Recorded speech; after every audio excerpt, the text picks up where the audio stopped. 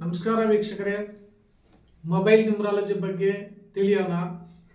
ಇವತ್ತು ಮೊಬೈಲ್ ಸಂಖ್ಯೆಯಲ್ಲಿ ಧನ ಪ್ರಾಪ್ತಿ ಕೊಡುವಂಥ ಸಂಖ್ಯೆಗಳು ಯಾವುವು, ಅನ್ಎಕ್ಸ್ಪೆಕ್ಟೆಡ್ ಮನಿ ಬರುವಂಥ ಸಂಖ್ಯೆಗಳು ಯಾವುವು, ನಿಮ್ಮ ಮೊಬೈಲ್ನಲ್ಲಿ ಈ ಸಂಖ್ಯೆಗಳಿದ್ದರೆ ಮಾತ್ರ ನಿಮಗೆ ಧನ ಪ್ರಾಪ್ತಿ ಅನ್ನೋದು ಖಂಡಿತ ಯೋಗ ಅನ್ನೋದು ಒಂದಲ್ಲ ಒಂದು ದಿವಸ ಸಿಕ್ಕೇ ಸಿಗುತ್ತೆ.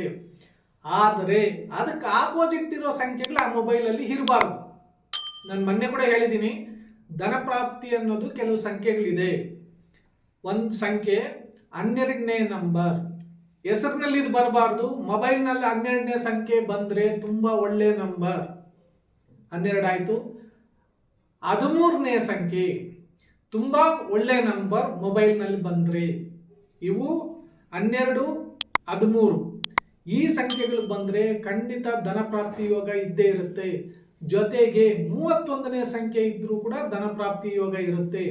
ಇನ್ನು ಮುಖ್ಯವಾಗಿ 15ನೇ ಸಂಖ್ಯೆಗನ ಇದ್ದರೆ ಅದನ್ನ ಲಕ್ಷ್ಮಿ ನಂಬರ್ ಅಂತ ಹೇಳ್ತಾರೆ.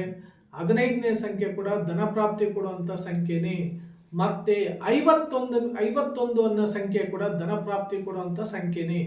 ಈ ಸಂಖ್ಯೆಗಳನ್ನ ಕರೆಕ್ಟಾಗಿ ಯಾವ ಪ್ಲಾನ್ ಪ್ರಕಾರ ಅದು ಎಷ್ಟನೇ ಪ್ಲೇಸಲ್ಲಿ ಬಂದರೆ, ಅಂದರೆ ಮೊಬೈಲ್ನಲ್ಲಿ 10 ಡಿಜಿಟ್ ಇರುತ್ತೆ, ಆ 10 ಡಿಜಿಟಲ್ಲಿ ಯಾವ ಪ್ಲೇಸಲ್ಲಿ ಬಂದರೆ ದುಡ್ಡು ಕೊಡುತ್ತೆ, ಧನ ಪ್ರಾಪ್ತಿ ಯೋಗ ಇರುತ್ತೆ ಅನ್ನೋದು ನೀಟಾಗಿ ಸೆಟ್ ಮಾಡಿಕೊಂಡ್ರೆ ಮೊಬೈಲಲ್ಲಿ ನಮಗೆ ಧನ ಪ್ರಾಪ್ತಿ ಅನ್ನೋ ಯೋಗ ಖಂಡಿತ ಸಿಗುತ್ತೆ.